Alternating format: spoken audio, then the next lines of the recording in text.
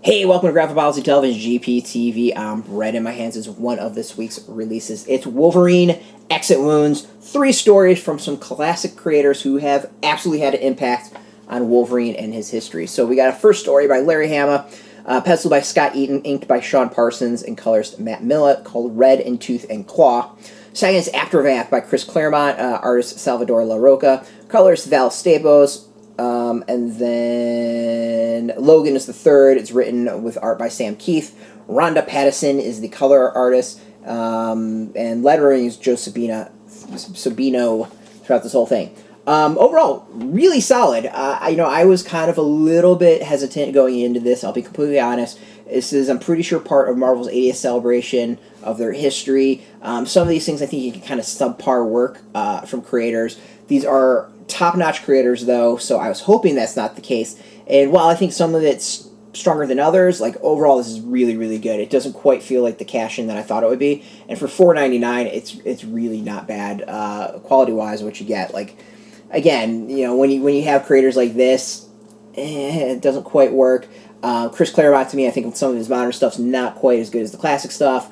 But overall, this is really good. Really, really, really good. So the first story by Larry Hama and that creative team is all about Weapon X, and it's just a scene of them kind of testing Weapon X and what Logan's abilities are.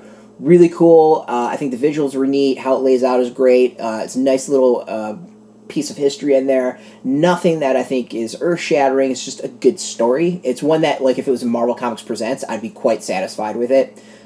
Just a good read. It feels like a classic comic, which is good. The second one by Chris Claremont is is Wolverine traveling to Japan. He's got a young Kitty Pryde with him who's 13, so this takes place, I guess, would be in the Wolverine Kitty Pryde miniseries time period, and dives into Wolverine's connections to Japan and some of the characters within. It's nice. I don't know the history, like, I'm sure I've read the history at some point, but I don't know if it clashes with anything or anything as far as that, but I really like the twists and turns and the eventual reveals, and it just feels like a very, like, series focused on honor and a story focused on honor, which is what it should be. So I think it hits the themes really, really well. And then the final one by Sam Kieth is Wolverine fighting Venom, only as Sam Kieth could do. Over-the-top art, really cool stuff. The story itself is but it's Sam Kieth, and it's really, I mean, his stuff is the best way to describe it is superhero meets Looney Tunes. You just want that over-the-top beats hitting, and he nails it. As far as art, some's better than others. I dig the first story's art. Some of it is kind of hit and miss, but there's some cool visuals in it. The Chris Claremont is okay. Like, you're either going to like the style or not. It's a little bit more modern. I'd say more modern. Yeah, it's definitely more modern.